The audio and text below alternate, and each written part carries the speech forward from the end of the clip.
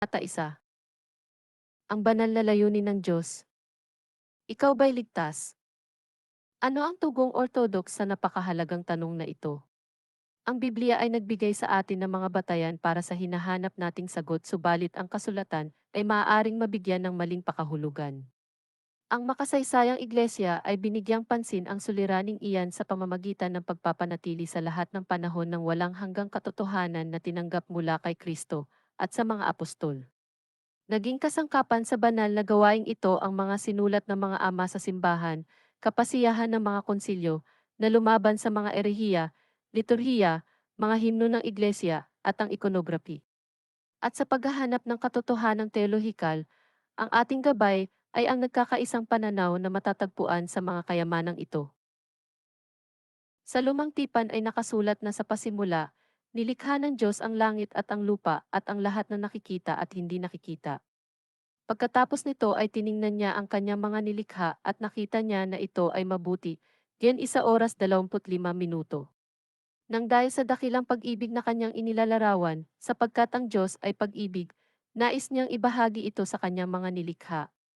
Subalit ayaw niyang palibutan siya ng mga robot, mga nilikhang ang layunin lamang ng pagkakabuo ay gawin ang itinakda niyang gagawin. Sapagkat mga nilikha lamang na katulad niya ang maaaring makapagbigay halaga sa mga kagilagilalas na bagay na kaya niyang ipagkaloob. Nilikha niya ang lalaki at babae ayon sa kanyang wangis na mayroong malayang kalooban. Ibinigay niya sa kanila ang pamamahala sa lupa at sa lahat ng may buhay, isa at ang tanging hinihiling lamang niya bilang kapalit ay ang kanilang pag-ibig na magagawa lamang. Kung mayroon silang malayang kalooban, isang bagay na maaari nilang maibigay na talagang kanilang pag-aari.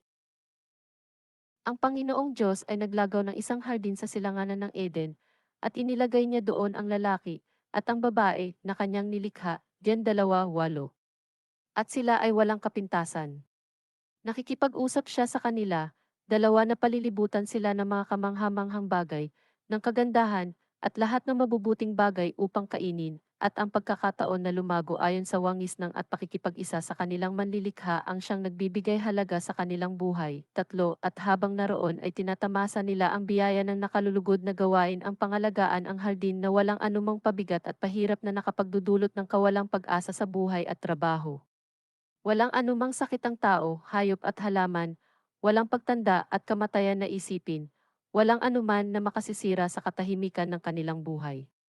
At upang mapanatili ang perpektong kalagayan ng lahat ng may buhay, ang Diyos ay naglagay ng patuloy na ambon na nagmumula rin naman sa lupa at ang lahat ay nasa perpektong kaayusan. Siguradong sina Adan at Eva ay nagpapahayag ng kanilang pag-ibig sa kanilang napakabait na tagapagkaloob. Subalit hindi sapat ang mga salita lamang. Ang tunay na pag-ibig ay nangangailangan ng pagpili. Kung kaya binigyan ng Diyos ng kalayaan sina Adan at Eva upang gawin ang kanilang naisin maliban sa isang bagay. Upang patunayan ang kanilang pag-ibig at upang sila ay patatagin sa pamamagitan ng disiplina sa sarili. Sinabi niya na huwag silang kakain ng bunga ng punong kahoy na nagbibigay kaalaman tungkol sa mabuti at masama, diyan 2 oras 17 minuto. Pagkatapos ay pinahintulutan niya si Satanas na subukin sila. 24. Ang naging bunga ay kapinsalaan. Sina Adan at Eva ay nabigong sundin ang isang utos na ibinigay sa kanila at nagpadaig sa kaparehong uri ng kasakiman at pagmamataas na naging dahilan sa pagkakatapon kay Satanas sa lupa mula sa langit. Apat sa mga puso nila na ang dapat nalaman ay pag-ibig at pagpapasalamat sa Diyos sa lahat ng kanyang mga ginawa para sa kanila, ay tumubo ang paghahangad na maging katulad ng Diyos na walang anumang limitasyon. Tinalikuran nila ang pagpapatuloy sa pagsunod at dahan-dahan na paglago ayon sa wangis ng Diyos, at kanilang pinili na subukang palitan ang Diyos sa pamamagitan ng pagsuway ang alisin ang Diyos sa kanyang trono na kailanman ay hindi maaaring mangyari. Ang punong kahoy na nagbibigay kaalaman ay hindi ipinagbawal ng dahil sa galit ang Diyos sa tao. Naging mabuti pa nga sana kung ito ay kinain sa tamang panahon, sapagkat ang punong kahoy na yaon, ayon sa aking palagay, ay ang kontemplasyon, na para lamang sa mga nakaabot na sa tamang paglago sa kaalaman, at hindi para sa mga mababaw ang isipan at mga sakim, gaya ng saang matitigas na pagkain ay hindi dapat sa mga mahihina at nangangailangan pa ng gatas. Gregorio ng Nasyonsos 5. Ang naging bunga ng pagsuway ni na Adan at Eva ay ang pagpapalaya sa kanila mula sa Eden na magdadala sa kanila sa takdang panahon ng kamatayan tulad ng sinabi na sa kanila. Ang kamatayan ay nakapangingilabot subalit naging kinakailangan sapagkat ang tunay na dahilan nito sa katotohanan ay pagpapakita pa rin ng pag-ibig ng Diyos. Ang piliin na huwag sundin ang Diyos ay pagsira sa banal na wangis kung saan tayo ay nilikha, sa Griego, hamartano, magkasala o kaya ay hindi tumama sa pananda. Kung sina Adan at Eva ay papayagan na patuloy na makakain ng bunga ng punong kahoy ng buhay sa kanilang makasalanang kalagayan, sila ay mabubuhay na magpakailanman, at ang pagsuway ay patuloy na kakalat, ang Eden ay hindi na magiging isang paraiso. Kung kaya sila ay ginawa ng Diyos ng damit na yari sa balat ng hayop, Gen 3:21. Ang kamatayan ang magbibigay hangganan sa naging bunga ng pagsuway, pagkatapos ay pinalayas niya sila mula sa hardin at naglagay siya ng kerubim at naglalagablab na espada sa pintuan nito, upang hindi na makabalik pa sina Adan at Eba. Ang puno ng buhay na itinanim ng Diyos sa paraiso ay sumisimbolo sa kapitapitagang krus, sapagkat nang dahil sa ang kamatayan ay nagmula sa isang punong kahoy, kailangan rin na ang buhay at ang muling pagkabuhay ay ipagkaloob mula sa isang punong kahoy. Juan ng Damascus 7. Simula noon, ang unang lalaki at babae ay kinailangan ng gumawa na ng para sa kanilang sarili. Nawala na sa nababantayang kalikasan ng Eden, kinailangan na nilang magpakahirap para sa pagkain at makipaglaban sa mga tinik at dawag ng buhay, mga alalahanin patungkol sa panahon, sa mga hayop na doon sa hardin ay kanilang mga kaibigan, sa kanilang kapwa at sa lahat ng bagay na maaaring isubok sa kanila ng Diablo, Gen 3:17, -19. Kailangan na nilang harapin ang pagtanda, mga sakit, mga sugat at lubhang kasamaan. Sa ganitong kalagayan, ang kamatayan, na naghihintay lamang sa dako roon, ay magbibigay ng kalungkutan sa ligaya ng buhay at magbibigay rin ng katapusan sa mga pahirap na nasa makasalanang daigdig. Ang mga paghihirap na nararanasan at ang pagpapahirap sa kapwa ay magiging bahagi na ng kahirapan ng buhay at sa itinatakda ng panahon. Sapagkat tayo ay nagmula kina Adan at Eba, tayo ay tagapagmana ng masalimuot na kalagayan na naging bunga ng kanilang salang orihinal at sa pagkakapalayas mula sa paraiso 8:25. Sa kabuuan, hindi namimili ang Diyos sa kung sino ang makakaranas ng mga pagsubok, suliranin, mga sakit, kapansanan, kawalan, mga mapapait na karanasan at iba pang katulad ng mga ito sa ating buhay dito sa lupa, sapagkat ito ay lalabag sa kalayaang magpasya para sa sarili. May mga pagkakataon rin naman kung saan pumipili ang Diyos ng mga tao upang gumanap ng isang mahalagang tungkulin, tulad ng pagpili niya kay Maria upang isilang ang Kristo, subalit ito ay nangailangan pa rin ng pagsang-ayon nito, 1:38.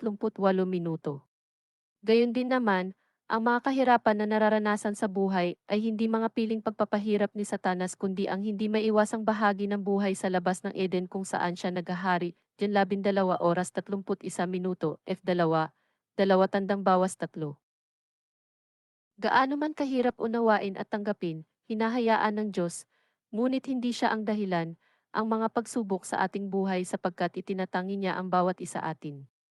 Ang mga pagsubok ay nagtuturo sa atin na bigyang pansin ang kung ano ang tunay na dahilan kung bakit tayo nabubuhay at ang mga sangkap nito na pinakamahalaga. Tulad ng isang nagniningas na apoy, ang mga paghihirap sa buhay ay maaaring makagising sa tulad ng ilan sa atin na kung walang pagsubok ay hindi maunawan na kailangan natin ang Diyos. Ang mga ito ay maaaring makapukaw sa iba na tingnang mabuti ang kalagayan ng kanilang mga kaluluwa at itama ang kanilang mga pagkakamali bago pa man mahuli ang lahat. Sa mga tao na tumatawag sa Diyos sa panahon ng kaginhawahan at pati rin sa mga panahon na may mga pagsubok, ang walang hanggang banal na layunin ng Diyos para sa kaligtasan sa pamamagitan ni Jesu Kristo ay nagbibigay ng kagamutan sa mga pagsubok sa buhay, nagbibigay ng tamang landas, kaginhawahan, kaaliwan, katatagan upang magpatuloy, pangunawa sa layunin ng nararanasan, pagpapala, tunay na kaligayahan, anuman ang kanilang nararanasan. Ang dulot ng mga mahigpit na pagsubok na ito sa buhay ay dalhin ang tao sa Diyos, gaya ng mga inihahalimbawa ng buhay ng mga santo. Para naman doon sa mga tao na sinisisi pa ang Diyos at lalo pang tumatalikod sa Kanya sa panahon ng mga pagsubok, nagtatagumpay si Satanas sa kanilang buhay. Ang mga biglaang pagbabago sa buhay ay maaaring magdulot sa atin na mas maging masama o mas maging mabuti na sa atin ang pagpili. Ang kagandahan ng buhay ay nagbibigay ito ng pagkakataon na makabalik tayo sa pinagpalang kalagayan na naiwala ni na Adan at Eva para sa ating lahat. Ang kaligtasan ay ang muling pagkakamit ng katiyakan sa buhay na walang hanggan sa piling ng Diyos at ng kanyang kaluwalhatian. Ang ating buhay dito sa lupa ay napakahalagang kaloob sa atin sapagkat ito ay ang nag-iisa at tanging pagkakataon natin upang makamit ang kaligtasang ito. Subalit ang ipinangako sa atin ng Diyos ay hindi na ang hardin na una niyang ginawa kundi ang langit na mismo, kung saan, sa kanyang piling siyam, wala nang ano pa mang pagsubok at kakayanan o pagkakataon upang magkasala. Ang panahon ng pagsubok at ng paghihiwalay sa mga umiibig sa Diyos doon sa mga hindi ay natapos na. Ang sayangin ng pagkakataong ito upang maligtas ay pagpili natin na malagay tayo sa walang hanggang pagsisisi isa zero. Ngunit ang pagsisisi matapos ang kamatayan ay huli na. Ito na ang uod na hindi mamamatay ang apoy na. Walang hanggang magliliyab sa atin, ₱9 oras 43 minuto negatibo 48. Ang mga pangako ng Diyos. Bago pa pinalayas ng Diyos sina Adan at iba mula sa Eden, ibinigay niya sa kanila ang biyaya ng unang propesya, 11 na nagpapakita ng kanyang tulad ng sa isang ama at walang 26. Hanggang pag-ibig at pagtitiwala sa tao, sa kabila ng pagiging makasalanan ng tao. Ipinangako ng Diyos na kanyang isusugo ang kanyang anak, na si Jesucristo, ang binhi ng babae, ang Theotokos at laging Birhing Maria, sa pamamagitan ng Espiritu Santo, na siyang tutubo sa tao sa mga bunga ng ginawa ng tao sa kanyang sarili, sa panununsol ni Satanas. Si Kristo ay lalabanan ng Diablo, ang pasimuno ng kasalanan at ama ng kasinungalingan. 12 si Satanas ay palaging susubukang labanan ang Kristo, ngunit sa kabila ng lahat ng kanyang mga gagawin, ay magtatagumpay lamang na mapasaan ang sakong ni Kristo sa kanyang pagkakapako sa krus. Sa huli, si Kristo ang siyang magtatagumpay sa pamamagitan ng matinding dagok sa ulo ni Satanas, sa pamamagitan ng kanyang muling pagkabuhay. Ang ipinangakong banal na tagapagligtas na ito ay darating sa takdang panahon, Gal 4:4, matapos mabigyan ng Diyos ng pagkakataon ang tao na maunawaan na kailangan niya ang tagapagligtas.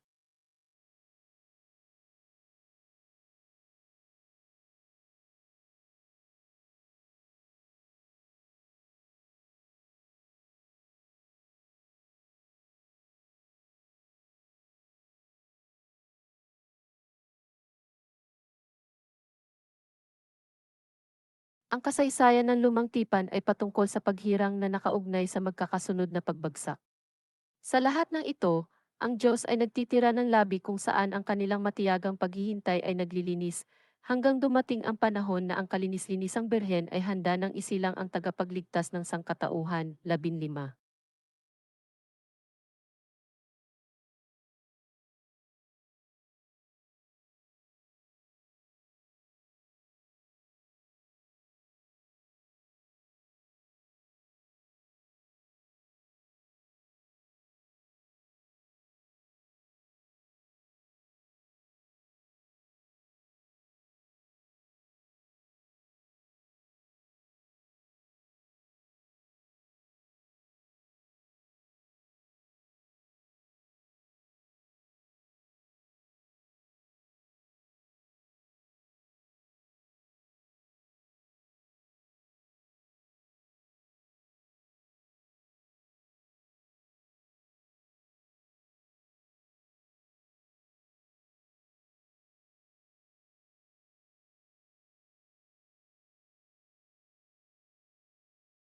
Labinlima. Nang dumating na ang panahon na handa na ang tao, ibinigay na ng Diyos ang kanyang nakasulat na pakikipagtipan, ang kautusan, sa pamamagitan ni Moises. Ang layunin ng batas ni Moises ay upang ituro kung ano ang kasalanan sa pamamagitan ng pagpapakita kung ano ang pagiging wagas na siyang kailangan upang muling makalapit sa kaluwalhatian ng Diyos. Bibigyan ng karanasang ito ng pagkakataon ang tao na maunawaan na hindi niya kayang makamit ang kaligtasan sa pamamagitan ng kanyang sarili lamang. 16 na dati ay isang kautusan lamang ang kailangang sundin ni na Adan at Eva, Ngayon ay naging 10 na, 17 dagdag pa dito ay ang 613 na mga batas, 18 na kinakailangang sundin ng buong ingat at ang paglabag sa isa man lamang sa mga ito ay para na ring lumabag sa lahat ng mga batas. 19 ang bawat paglabag ay may katumbas na kailangang paghahandog o paghahain upang ipakita ang katotohanan na ang kasalanan nasa ilalim ng pakikipagtipan ay nangangahulugan ng pagsuway sa kautusan ay nangangailangan ng katubusan. Ang tao ay nakakulong sa isang walang tapos na pag-ikot, siya ay makakagawa ng paglabag sa kautusan, magdadala ng kinakailangang paghahandog, at muling aalis at kuli na namang makagagawa ng paglabag. Ang walang saysay na pag-uulit na ito ay nagpatuloy hanggang sa inihandog ni Jesu Kristo ang kanyang sarili bilang ang huling buhay na handog para sa sangkatauhan 27. Ang Diyos ay nag-utos sa mga Israelita na gumawa ng isang kaban na paglalagyan ng tapyas ng bato na kinasusulatan ng 10 utos at gumawa ng tabernakulo, na pinalitan naman ng templo ng mga sumunod na panahon upang maging tahanan ng kaban. Ang kaban ay kailangang ilagay sa isang sagradong lugar na tinatawag na dakong kabanal-banalan, kung saan ang Diyos ay naroon upang makapiling ng kanyang bayan. 21 tanging ang punong pari ang maaaring pumasok sa dakong kabanal-banalan, at ito ay isang beses lamang sa isang taon, sa araw ng pagbabayad sala, upang mag-alay ng haing dugo, na kumakatawan sa dugo ni Kristo na kanyang iaalay para sa kaligtasan, at upang humingi ng tawad para sa mga kasalanan ng mga tao. 22 ang dakong kabanal-banalan ay nakahiwalay sa pamamagitan ng isang tabing sa lugar na tinatawag na dakong banal, 23 kung saan ang mga pari sa lumang tipan ay nag-aalay araw-araw ng mga hain para sa mga tao alinsunod sa kautusan. Ang tabing sa pagitan ng dakong banal at sa dakong kabanal-banalan ay kumakatawan sa katotohanan na dahil sa pagsuway, ang tao ay lumikha ng harang sa pagitan niya at ng Diyos. 24.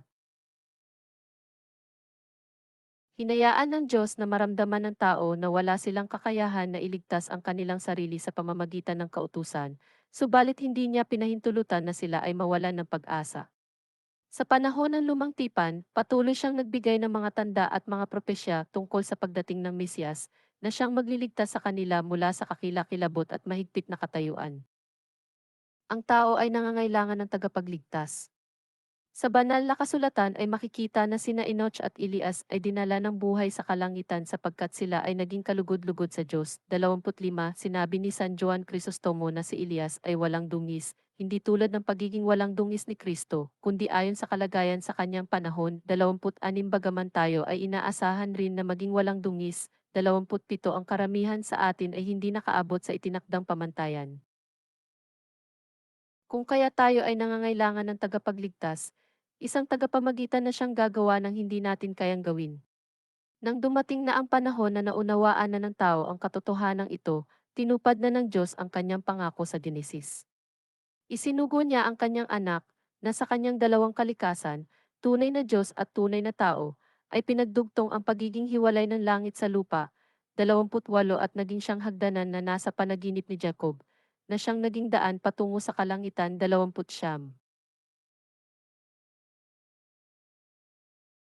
Ang ating Panginoon ay namuhay na walang dungis at natupad ang hinihingi ng Diyos na pagsunod sa mga taong nais siyang makapiling magpakailanman. Kanyang natupad ang kautusan at natamo ang kaligtasan ayon sa kautusan. Sa buong panahon ng pangangaral ni Kristo, ang kanyang mga kaaway ay nagtangka na siya ay mapatay, 30 balit kanyang binigo ang kanilang mga pagtatangka, hanggang sa dumating ang tamang panahon. 31 Si Satanas ay naliligayang lubha sa kanyang pag-asa na kamatayan ng anak ng Diyos, subalit malinaw na si Kristo ang siyang may kapangyarihan sa sitwasyon. At sa itinakdang panahon ng Diyos, kusang inialay ni Kristo ang kanyang buhay, sapagkat ito ang dahilan ng kanyang pagparito. 32 Nang dahil sa kanyang mga ginawa upang si Kristo ay mamatay, lumampas si Satanas sa kanyang kapangyarihan at nahulog sa banal na bitag. Sa bitag ng kabanalan, ang pagiging tao ni Kristo ay siyang pain. Nang sunggaban ng demonyo ang kanyang biktima, siya ay nabitag na si hindi niya maaaring malulun ang Diyos. Gregorio ng Nesa 33, 28. Si Kristo ay dumanas ng kamatayan, subalit hindi siya maaaring ariin ng kamatayan sapagkat siya'y walang sala. Kung kaya, sa pamamagitan ng mas higit na kapangyarihan ng Diyos, Siya ay muling nabuhay, tinalo si Satanas at napagtagumpayan ang kamatayan. Habang ang kasalanan ay nagpaparusa ng kamatayan sa mga nagkasala lamang, hindi ito maaaring pigilan, sapagkat nasa panig ito ng katarungan.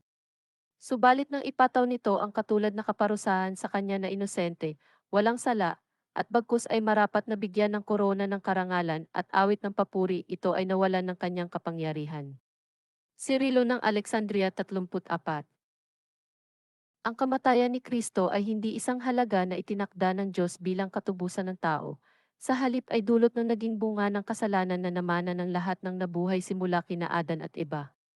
Sa kanyang pagkakatawang tao, tinanggap ni Kristo ang marapat na paghihirap at kamatayan para sa tao. Ang mga kamatayan nilang mga nabuhay bago si Kristo ay marapat lamang sapagkat ang lahat ay nagkasala. Walang anumang sapat na dahilan upang si Kristo ay mamatay, subalit bilang siyang walang kapintasang handog na tupa, 35 malugod niyang tinanggap ang bigat ng mga kasalanan ng tao. Habang siya ay naghihingalo sa krus, ang kalangitan ay nagdilim at ang lupa ay nayanig. Ang pabagsak na pag-inog ng mga nilikha ay natigil. Ang tabing ng templo ay nahati sa dalawa sapagkat ang kamatayan ni Kristo ay tumubos at nag-alis sa harang ng kasalanan sa pagitan ng Diyos at ng tao, at nagbigay muli sa tao ng pagkakataon na makalapit sa Diyos. 36. Kanino ba inihandog ang dugo na ibinuhos para sa atin? At ano nga ba ang dahilan at ito ay binuhos? Itong napadakila at napakahalagang dugo ng ating Diyos na siyang parehong pari at handog. Sapagkat tayo ay nasa ilalim niyang masama, napapasailalim sa pamamahala ng kasalanan, at sa halip ay tinanggap ang kasiyahan ng kasamaan. Kung ang halagang pantubos ay ibinabayad sa kanya na siyang may hawak ng pautang, kanino ito ibinayad? Ang aking tanong, at bakit? Kung sa kanya na masama, ito ay nakapanghihinayang na pagkawala.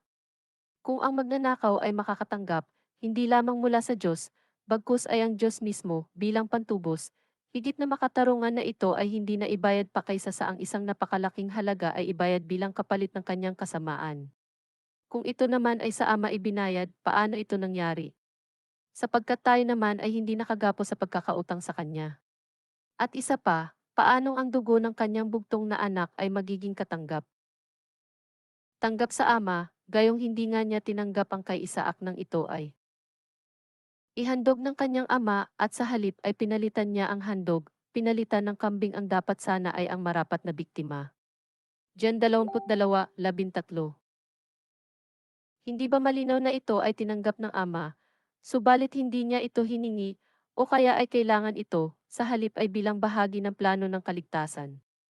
Gregorio ng Naciancos 37. Muling binuhay ni Kristo ang ilan, tulad ni Lazaro, subalit ito ay pansamantala lamang, sila ay muling humarap sa namatay. Ang ating Panginoon ang unang bunga mula sa mga patay 38 sapagkat siya ay hindi na muling mamamatay pa. Matapos niyang mamalagi ng 40 araw sa lupa upang makita ng kanyang mga apostol at alagad, upang kanilang malaman na siya'y muling nabuhay, at upang tiyakin sa kanila na may muling pagkabuhay. 29. Matapos ang kamatayan, siya ay umakyat sa kanyang trono sa kanan ng kanyang ama, at doon ay maghihintay sa mga umiibig sa kanya. Ang ikatlo at panghuling kasunduan sa dugo sa Diyos ay napagtibay bilang katuparan ng mga sinalita at sinulat na kasunduan bago ito. Bilang pagsunod sa mga isinasaad nito, ang lahat ng sumampalataya na si Jesu Kristo ay ang anak ng Diyos at tumatanggap at nagpapahayag na siya ang Panginoon at tagapagligtas, ang ipinangakong Mesiyas na siyang magbubukas ng daan tungo sa walang hanggang kaharian, ay tatanggap ng kaligtasan. Sila ay ang bagong Israel, ang mga inangking anak ni Abraham sa pamamagitan ni Kristo. Gal 3:29, tinubos ng minsanan mula sa mga bunga ng kasalanan. 39, hindi dahil sa kanilang mga gawa kundi bunga ng pagiging bahagi ni Kristo sa pamamagitan ng binyag, banal na komunyon, at pagsasabuhay ng pananampalataya. Ang pagkakaugnay na ito ay siyang tutulong sa kanila upang higit na makatanggap ng pag-ibig ng Diyos na magbabago at magbibigay daan sa kanila na matamasa ang kanyang mga pangako, ang makabahagi sa mana ni Kristo. 40. Ang pananampalataya ay dapat patunayan. Napakadaling sabihin ang sumasampalataya ako, subalit napakahirap mamuhay ng ayon dito, ito ang tunay na sukatan. Kahit ang mga demonyo mismo ay naniniwala, Jas. 2 oras 11 minuto nalalaman nila na mayroon ng Diyos at may plano siya para sa kanyang mga nilikha na kanilang tinalikuran mula sa pasimula. Kung kaya sinabi ni Kristo, hindi lahat ng tumatawag sa akin, Panginoon, Panginoon, ay papasok sa kaharian ng langit, kundi yaon lamang sumusunod sa kalooban ng aking amang nasa langit. 7 oras 21 minuto. Nilinaw ng kasulatan na hindi sapat ang magsabi ng paniniwala at pagkatapos ay maging kampante na sila nga ay ligtas na. Ang paniniwala ay dapat napatunayan sa pamamagitan ng pamumuhay alinsunod sa salita ng Diyos sapagkat ang pananampalatayang walang gawa ay patay. 2 oras 20 minuto, yaong mga nagsasabi na ang Diyos ang makapagsasabi kung ang sinuman ay may pananampalataya o wala kung kaya hindi.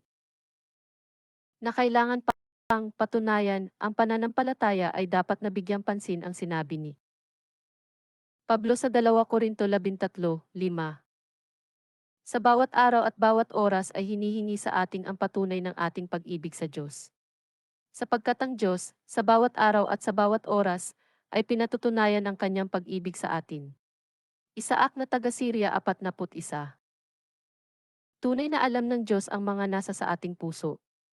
Ang paghingi sa pagpapakita ng ating paniniwala sa Kanya habang tayo ay nabubuhay ay para sa ating kapakinabangan, hindi para sa Kanya. Isa itong pagpapala at hindi isang pasanin. Tutulong ito sa atin na huwag magsawalang bahala. Pinakikilos at itinutulak tayo tungo sa pagpapakabanal upang tayo ay makawala sa makasalanang kalikasan ng tao at maging kabahagi ng banal na kalikasan sa pamamagitan ng pagkakaroon ng kabutihang asal, karunungan, pagpipigil sa sarili, pagtitiis, kabanalan, kabutihan at pag-ibig, kasama ng pananampalataya. Ang kasulatan ay nangako na kung tayo ay makikibahagi ng buong makakaya sa pakikibaka para sa paglagong espiritual, tayo ay makakapasok sa walang hanggang kaharian ng ating Panginoon at tagapagligtas, si Jesu Kristo. 2 Pet 1, 2 Gawa 14 oras 22 minuto. 3. Dapat ninyong malaman, mga kapatid, na ipinangaral sa inyo na ang kapatawaran ng kasalanan ay sa pamamagitan ni Jesus. At ang lahat ng nananalig sa Kanya ay pinatawad sa lahat ng pagkakasalang hindi maipatawad sa inyo sa pamamagitan ng pagtupad ng kautusan ni Moises. Gawa 13 oras 38 minuto-39. Sa ating panahon, isang batang abot ang pinayuhan ng isang taong banal ng ganito. Sa panahon ngayon, maraming tao, dahil sa paghanap ng dahilan upang hindi gawin ang hinihingi ng Diyos sa kanila, ay humahanap ng mali sa mga itinuturo ng banal na iglesia at hindi sinusunod ang mga tamang paniniwalang Kristiyano. Sa halip ay pinipili nilang paniwalaan ang anumang kanilang nais lamang paniwalaan. Ito ay katulad sa isang tao na naniniwala na hindi siya mamamatay dahil sa naguguluhan siya kapag iniisip ang kamatayan. Siya ay hindi makakapaghanda para sa kamatayan na dapat ay kanyang ginagawa sapagkat kakailanganin pa rin niyang harapin ang kamatayan. Ang tamang paniniwala ay hindi nakabatay sa kung ano ang nais nating maging katotohanan, sa halip ay sa tunay na katotohanan. 42. 31. Awit 129, 130. Paghihintay sa pagliligtas ng Diyos. Isa sa gitna ng paghihirap, tinawag ko'y Panginoon. Dalawa kaya, Panginoon, ako'y dinggin pagka ako'y tumataghoy, dinggin mo ang pagtawag ko't paghingi ng iyong tulong. Tatlo, kung ikaw ay may talaan nitong aming kasalanan, lahat kami ay tatanggap ng hatol mong nakalaan. Apat, ngunit yung pinatawad, kasalanan ay nilimot, pinatawad mo nga kami upang sa iyo ay matakot. 5, sabi ka kung naghihintay sa tulong mo, Panginoon, pagkat ako'y may tiwala sa pangako mong pagtulong. 6, yaring aking pananabik, Panginoon, ay higit pa sa serenong naghihintay ng pagsapit ng umaga. 7, magtiwala ka, Israel, magtiwala sa iyong Diyos, matatag at di kukupas ang pag-ibig niyang dulot, lagi siyang nahahandang sa sinuman ay tumubos. 8, ililigtas ang Israel, yaong kanyang mga hirang, ililigtas niya sila sa kanilang kasalanan. 32. Silyo na dakila. Si Kristo bilang katuparan ng kautusan, ang karunungang patuloy na napakahalaga para sa mga umiibig sa Kanya. At gayon nga, walang sinuman sa mga mananampalataya ang hindi binibigyang ng kaloob ng biyaya, kung kaya walang sinuman sa kanila ang hindi nasasakop ng patakaran ng buhay Kristiyano.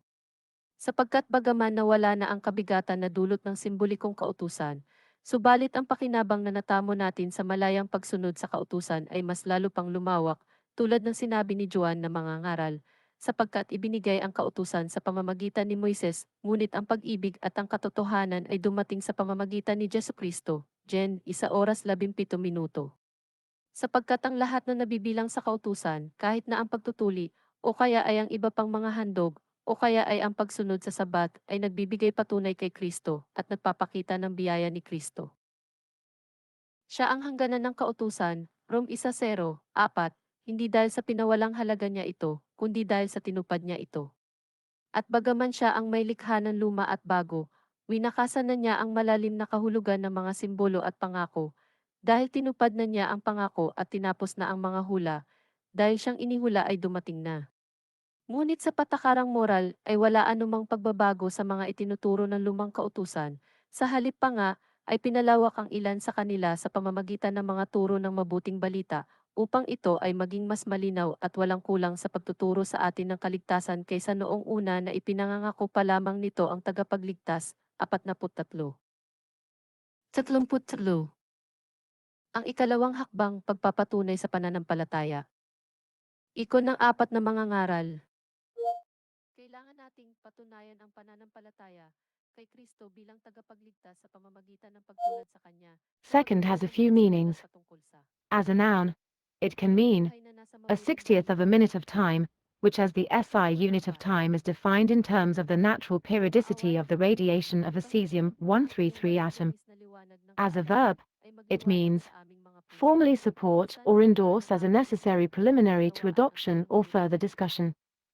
Second can also be a term, meaning an act or instance of seconding. Sa aming makalamang pagnanasa, ay maghangad ng makalangit na pamumuhay at gawin at bigyang pansin ang lahat ng mga bagay na kalugod-lugod sa iyo. Sapagkat ikaw, Kristo aming Diyos, ang pinagmumulan ng liwanag ng aming mga kaluluwa at katawan, at sa iyo ay iniukol namin ang papuri, kasama ng walang hanggang Ama, ang kabanal-banalan, mabuti at nagbibigay buhay na Espiritu, ngayon at magpakailanman at magpasawa. Sapagkat ikaw, o maawaing Panginoon, ipahintulot mo na ang iyong walang dungis na liwanag ng kaalaman ay magliwanag sa aming mga puso, at buksan ang mata ng aming isipan upang maunawaan ang iyong mabuting balita. Bigyan mo kami ng pagkatakot sa iyong banal na kautusan, upang kami, na nagtatakwil sa aming makalamang pagnanasa, ay maghangad ng makalangit na pamumuhay at gawin at bigyang pansin ang lahat ng mga bagay na kalugod-lugod sa iyo. Sapagkat ikaw, Kristo aming Diyos, ang pinagmumulan ng liwanag ng aming mga kaluluwa at katawan, at sa iyo ay iniukol namin ang papuri, kasama ng walang hanggang Ama, ang kabanal-banalan, mabuti at nagbibigay buhay na Espiritu, ngayon at magpakailanman, at magpasawalang hanggan. Amen. Panalangin bago ang pagbasa sa mabuting balita, banal na liturhiya ni San Juan Crisostomo. Sapagkat darating ang panahong hindi na nila pakikinggan ang wastong aral, sa halip, susundin nila ang kanilang hilig. Mangangalap sila ng mga gurong walang ituturo kundi ang mga bagay lamang na gusto nilang marinig. Ibabaling nila sa mga alamat ang kanilang pansin at hindi na nila pakikinggan ang katotohanan. Kaya, maging mapagpigil ka sa lahat ng oras. Pagtiisan mo ang mga kahirapang dumarating sa iyo. Gampanan mo ang tungkulin ng isang mangangaral ng mabuting balita. Tupdin mo ang iyong mga tungkulin bilang tagapaglingkod ng Diyos. 2 4, 3 bawas 5.